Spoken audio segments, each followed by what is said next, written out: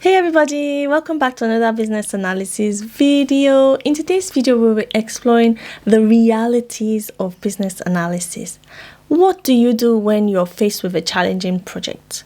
I have an existing video about reality versus expectation in business analysis role. Click the link to watch. But today we're now looking at, okay, so what happens when you're now faced with a challenge?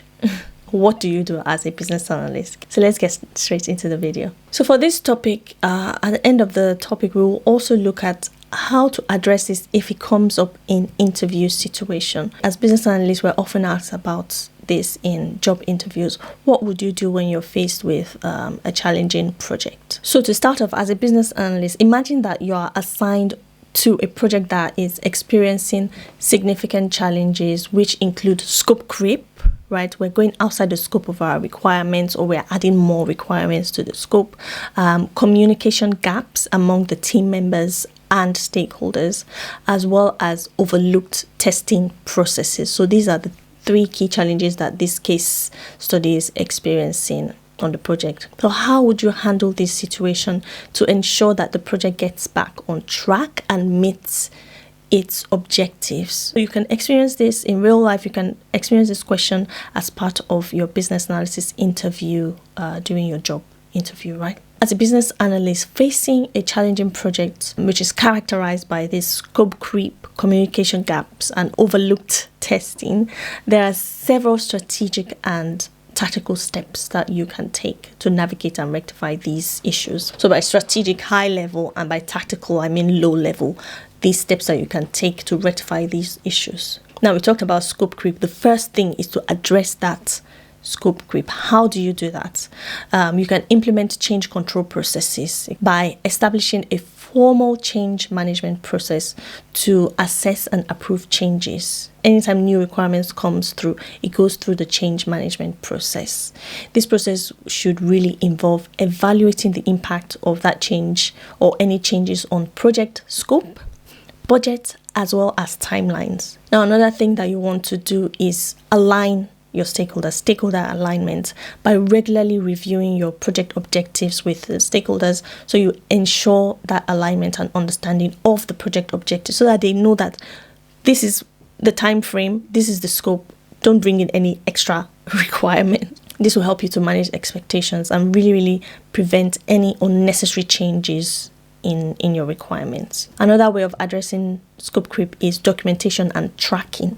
You want to keep a detailed documentation of all the changes, all the decisions, any agreements that go on during your project. It will really help you to maintain clarity as well as accountability for the project. Now, the second key challenge is communication gaps, right? How do you ensure and improve that? Is by bridging those communication gaps. Having an enhanced communication plan. Develop a comprehensive communication plan that defines the frequency, the modes, any key points of contact between all the various stakeholders. You really want to make sure it's defined clearly in your plan. You want to include the business users, any development team as well within this plan, so that everybody has clarity on who the key stakeholders are. So you want to schedule regular meetings for status updates, issue resolution, as well as stakeholder feedback. You want to make sure that you're updating your stakeholder, managing their expectation, using those meetings to ensure that everyone is on the same page so that you can bridge that communication gap. Another thing you can do is use collaboration tools. You can't keep having meetings.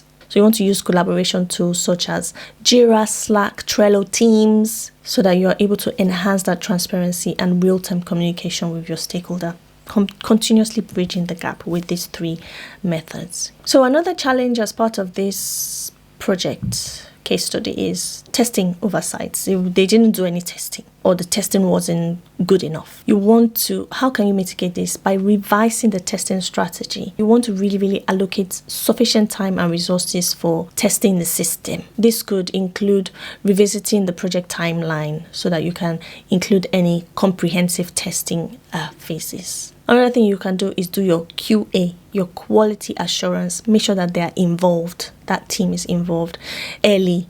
Make sure that they are involved early in the life cycle of the project, because their early involvement can help to identify any potential issues before they become problematic. Now, another way to solve this is by having iterative testing, adopting an iterative approach to testing. Continuous testing throughout the project can really help catch and fix any issues early rather than waiting for a final testing phase at the end of the project. So that continuous, make it an iterative testing. And this falls into agile environment really. So there are general strategies that you can adopt: risk management, continuously identifying, assessing, mitigating risks, being proactive. Especially business analysts, you need to be proactive in managing risks because it will help to prevent many issues from arising on your project. Agile methodology, like I mentioned before, if feasible, you want to adopt an agile approach, especially for your testing as well. It can be more accommodating to changes and iterative improvements. So in an environment where you find requirements changing often, maybe adopt an agile approach to the project. You also want to sort of educate your stakeholders about the impact of scope creep and the importance of testing and clear communication during those meetings. Make sure that they know the impact that scope creep can have on the project. This is because stakeholders, a lot of time, they're not aware of the implications of their requests when the project has already kicked off and gone past the step of capturing new requirements. Now, finally, one key thing that I talk about every time is development, learning, personal development. As a business analyst, you want to enhance your negotiation skills because you come across very difficult stakeholders. So by developing your strong negotiation skills, you can use that to push back against any unreasonable demands or changes to the scope that may come up as part of your project. And again, continuous learning, like I mentioned, you want to stay updated with best practices in project management as well as business analysis, of course, because knowledge can be invaluable in tackling your challenges in the project. And finally, it's very important to maintain that solution-focused mindset. Ensure that you're focusing on the solution that you're providing at this point of the project life cycle. You want to stay calm under pressure, view any challenge as an opportunity for professional growth, as well as improvement of the outcomes of the project. Every challenge is an opportunity to learn, to grow, and be better in the future for future projects when you have similar challenges. So, like I mentioned, if this comes up as an interview question, how do you answer the question? How do you answer the question when the interviewer asks in that situation where you are facing issues in the project? So how you could answer it is, in a situation where a project is facing issues such as scope creep, communication gaps, communication breakdown, and testing oversight, my approach would involve a combination of strategic planning and tactical intervention. The first thing I would do is to implement a robust change control process. This will involve setting up a system to evaluate the impact of any proposed changes on the project scope, budget, and timeline. It's important to ensure that all changes are documented and approved through a formal process. I will also engage regularly with stakeholders to align on the project's goals and manage their expectations. This can prevent unnecessary or unfeasible changes from being requested. To address the communication issues, I would establish a comprehensive communication plan. This plan would detail the modes, frequencies, and key points of contact for communication between team members, business users, as well as stakeholders.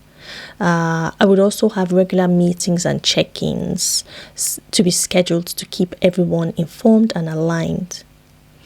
These meetings will serve as platform for status updates, issue resolution, and stakeholder feedback. So you can see that as I am suggesting the things that I would do, I'm also talking about what the positives are with regards to these things that I would implement to mitigate those challenges. Continuing on to answer the question, I would revisit when it comes to the overcoming the testing in oversight, continuously speaking here.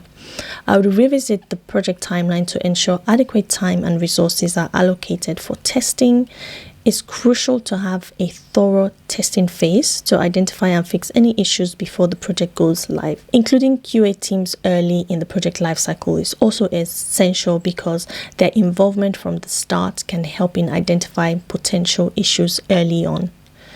An iterative approach to testing could also be adopted, allowing for continuous testing and early detection of problems.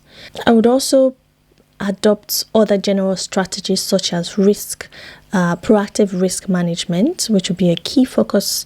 Identifying, assessing, and mitigating risk early can prevent many issues from escalating. If possible, I would advocate for an agile approach which allows more flexibility and adaptability in handling project changes. Finally, educating stakeholders about the implications of their request on scope creep and the importance of thorough testing and clear communication is also vital. So there's a lot that you can add in order to answer this question. Please read through this screen. I know this is going on and on, but when answering questions, you want to make sure that you're not boring the interviewer as well. So I'm trying to be a bit careful with answering that question, but this is just an example to give you an understanding of the sort of challenges that we face every day on projects as business analysts, and I hope that it helps you to really understand that and address it as well. Look at various ways that we can sort of mitigate those issues and solve those problems during our project so they don't impact the success of the project. Okay, so I'm going to stop going on and on. I hope you found some value in today's video. If you have any questions or any feedback on today's video, please leave a comment in the comment section below. As always, please don't forget to like, subscribe, and share this content. You never know who it might help. Till I see you in my next one. Peace.